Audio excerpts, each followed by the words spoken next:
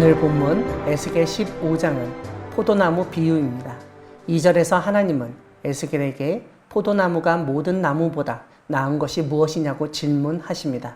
다시 한번 숲속의 여러 나무 가운데 그 포도나무 가지가 나은 것이 무엇이냐고 물으십니다. 포도나무는 포도 열매를 맺는 나무입니다. 포도 열매는 포도송이로 나타나는데 한 송이에 많은 포도알들이 달려 있습니다. 이런 점에서 포도나무는 풍성한 열매, 생산을 상징하는 것으로 이해할 수 있습니다. 이뿐만 아니라 포도 열매는 그냥도 먹지만 건포도처럼 말려서도 먹고 또한 포도주나 포도잼, 건포도빵, 쿠키를 생산하는 원료였습니다. 이런 점에서 고대 사회에서 포도나무는 경제적으로도 큰 유익이 되는 나무였습니다. 그런데 하나님은 그런 포도나무의 열매와 관련해서가 아니라 포도나무 자체와 관련된 생각을 물으신 것을 알 수 있습니다. 3절을 보면 하나님은 그 나무를 가지고 무엇을 제조할 수 있겠느냐고 물으십니다. 우리가 잘 알듯 포도나무는 다른 나무들과 달리 얇게 자라고 휘어지곤 합니다. 마치 등나무와 같은 모양입니다.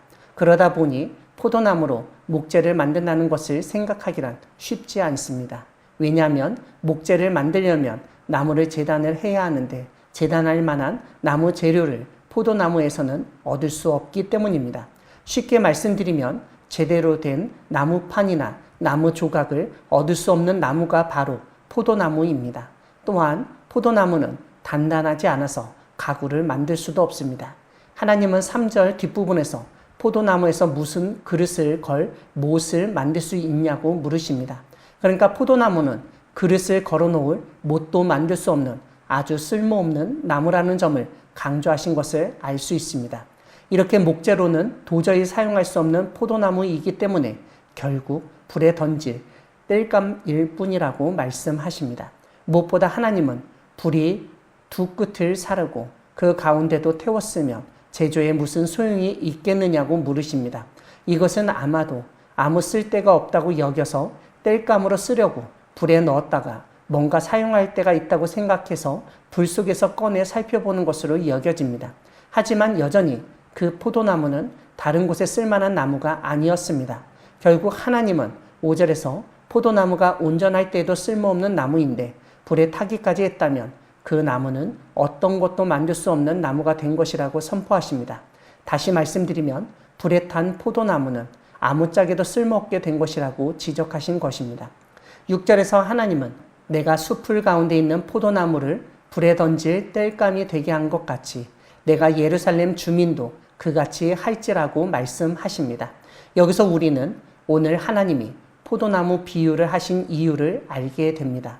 포도나무는 예루살렘 주민에 대한 비유였습니다. 사실 성경을 보면 포도원이나 포도나무 비유가 많이 나옵니다. 하나님은 이스라엘을 포도원과 포도나무로 많이 언급하셨습니다. 신약에서 예수님 역시 포도나무 비유를 말씀하셨습니다. 오늘 말씀에 의하면 예루살렘 주민은 포도나무처럼 쓸모없는 사람들이라고 볼 수 있습니다. 그러니까 하나님은 포도나무 비유를 통해서 예루살렘 주민이 얼마나 보잘것없고 쓸모없는지를 깨우치고자 하셨던 것입니다. 포도나무가 땔감으로밖에 사용될 수 없듯 하나님의 백성인 이스라엘도 하나님 보시기에 땔감 정도의 유용성밖에 없었던 것 같습니다. 하나님이 이렇게 판단하신 이유가 7절에서 언급됩니다. 하나님은 불에 던져져 태워 없어질 포도나무 땔감의 운명이 이스라엘, 예루살렘 주민의 운명이 동일하게 보이길 원하셨던 것입니다. 특별히 7절이 알려주듯 이스라엘, 예루살렘 주민은 그들의 하나님께 대적한 사람들입니다. 이런 점에서 이스라엘, 예루살렘 주민이 불에 던져지는 심판을 당하는 것은 당연하다고 할 수 있습니다. 사랑하는 광야교회 성도 여러분, 하나님은 포도나무 비유를 통해서 이스라엘의 상태를 알려주시고 심판을 선포하신 분이십니다. 오늘 본문을 통해서 예루살렘 주민, 이스라엘이 하나님 보시기에 포도나무와 같았다는 사실을 확인할 수 있습니다. 포도나무와 같다는 말씀은 그들이 포도 열매를 맺고 포도주를 만들거나 건포도나 포도잼을 만들 수 있는 유용한 나무라는 의미가 아닙니다. 오늘 말씀은 그들이 맺는 열매와 상관없이 그 나무 자체에 집중하게 만듭니다. 이것은 그 포도나무가 열매를 맺지 못하였다는 점을 전제로 합니다.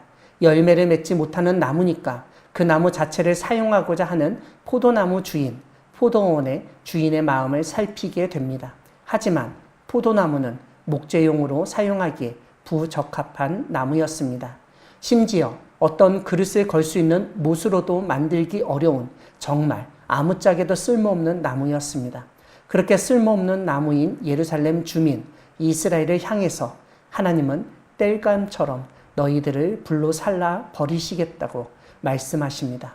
하나님의 이런 심판이 임하게 된 결정적인 이유는 다름 아니라 그들이 하나님을 대적하고 범법하였기 때문입니다.